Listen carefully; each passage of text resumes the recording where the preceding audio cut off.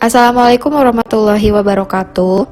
Kami dari kelompok 3 yang beranggotakan Nur Firyaningsih, Mesya Putri Dina Maharani, Rudewi Widya Maharani, Yumna Anbar Muna, dan Firda Amelia akan menjelaskan hasil diskusi kami yang berjudul Coating Titanium on Carbon Steel by In situ Electrochemical Reduction of Solid Titanium Dioxide Layer. Berikut merupakan outline yang akan kami bahas.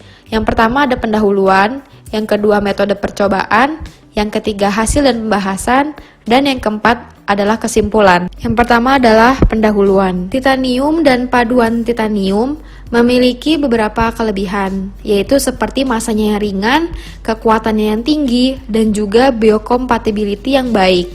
Sehingga titanium dan paduannya banyak digunakan di berbagai industri, seperti di bidang industri metalurgi, dirgantara, kimia, dan juga biomedis. Meskipun titanium dan juga paduannya banyak digunakan di berbagai industri, tetapi proses fabrikasi material dan komponen yang berbasis titanium memiliki proses yang sangat rumit dan juga memakan biaya yang tinggi. Beberapa tahun terakhir, banyak dicari proses fabrikasi titanium dengan biaya yang sangat terjangkau, di mana ditemukan cara alternatif yang sangat memungkinkan, yaitu dengan menggunakan lapisan tipis titanium yang pada prosesnya hanya membutuhkan sebagian kecil material berbasis titanium, yaitu proses ini disebut dengan surface electrochemical metallurgy. Selanjutnya pada pelapisan surface electrochemical metallurgy atau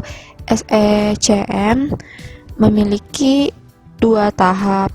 Yang pertama itu ada pelapisan substrat baja dengan TiO2, dan yang kedua ada elektrokonversi dari lapisan titania menjadi titanium pada CaCl2 cair. Proses ini juga dikenal sederhana dan biaya yang dibutuhkan juga terjangkau.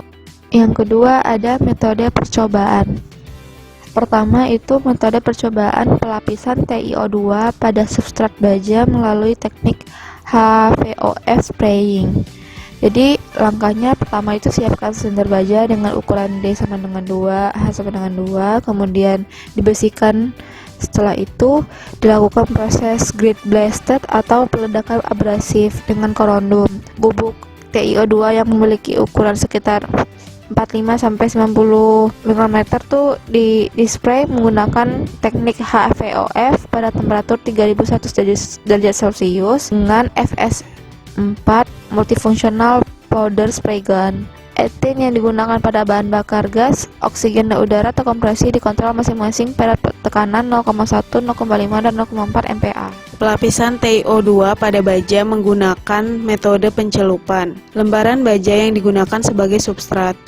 Kemudian lapisan substrat diamplas dengan sandpaper silikon karbida 800 grade, lalu dilakukan degreasing larutan NaOH 5% pada temperatur 50 derajat Celcius dan dietsa dengan larutan HCl selama 5 menit. Kemudian dibilas dengan air, selanjutnya dikeringkan di vacuum oven. Setelah itu substrat baja dicelupkan ke titania ink digantung vertikal selama 30 detik. Kemudian proses pencelupan diulang kembali sampai mendapatkan lapisan TiO2 yang tebal. Electro reduction lapisan TiO2 pada substrat baja. Baja lapis TiO2 dibungkus menggunakan foam Ni dan digunakan sebagai katoda, sedangkan anodanya berupa grafit. Setelah itu dilakukan elektrolisis dengan sistem DC pada temperatur 850 derajat Celcius dan tegangan sebesar 3,1 volt. Selanjutnya katoda dikeluarkan dan didinginkan di atas reaktor. Kemudian sisa garam solid pada lapisan dibersihkan dengan proses deionized water, lalu dikeringkan dengan vacuum oven. Dapat dilihat pada gambar, terdapat hasil lapisan TiO2 pada baja A3 dengan menggunakan metode HVOF spraying dan menggunakan metode pencelupan. Di mana pada gambar A dapat dilihat itu adalah lapisan hasil HVOF spraying, di mana lapisan tersebut itu adalah sebesar 300 mikrometer. Dapat dilihat pada perbesarannya, lapisan tersebut sangat seragam dengan beberapa pori yang kecil. Pori-pori tersebut dihasilkan akibat partikel velocity yang tinggi, jebakan gas selama proses solidifikasi yang cepat, dan validasi volume selama proses pendinginannya. Serta dapat dilihat pada gambar C, itu adalah lapisan hasil dari metode pencelupan, di mana lapisan yang dihasilkan itu adalah sebesar 150 mikrometer. Berbeda dari lapisan HVOF, lapisan hasil pencelupan ini lebih longgar dan lebih berpori, serta ukuran partikel TiO2 yang dihasilkan juga lebih kecil dibandingkan dengan hasil lapisan HVOF spraying. Dapat dilihat pada gambar terdapat kurva saat electroreduction, di mana setelah proses HVOF dan pencelupan ini menunjukkan hasil yang sangat mirip, di mana profil tersebut akan meningkat pada awalnya serta menurun seiring waktu. Hal tersebut karena adanya konsumsi oksida logam yang terus menerus, di mana oksida logam tersebut adalah konduktor elektronik yang buruk, sehingga arus elektrolisis akan semakin menurun pula. Selanjutnya yaitu tahapan proses elektrometalisasi garam cair dari lapisan TiO2, yaitu pada step 1 terjadi reduksi TiO2. Kemudian pada step 2 terjadi adanya konsumsi TiO2 dan penetration reduksi ke arah dalam yang mengakibatkan lapisan tersebut cenderung menghambat difusi dan kinetika reduksi sehingga menyebabkan arusnya menurun. Nah, pada step yang ketiga adanya interdifusi pada Ti dan Fe yang terjadi sehingga dapat membentuk lapisan yang kokoh. Berikut ini adalah hasil karakterisasi Ti atau substrat baja dengan menggunakan SEM dan EDX.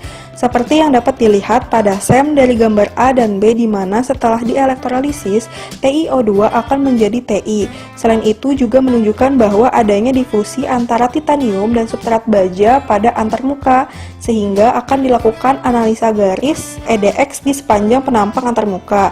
Dan dihasilkan pada gambar C dan D yang menunjukkan adanya jarak penetrasi Fe pada sisi Ti yang lebih besar daripada Ti pada sisi baja. Kesimpulannya yaitu yang pertama, lapisan TiO2 berhasil diubah menjadi lapisan Ti melalui metode HVOF dengan electroreduction menggunakan CaCl2, dan yang kedua, hasil lapisan Ti berhubungan baik dengan substrat baja. Berikut referensi yang digunakan. Terima kasih atas perhatiannya. Wassalamualaikum warahmatullahi wabarakatuh.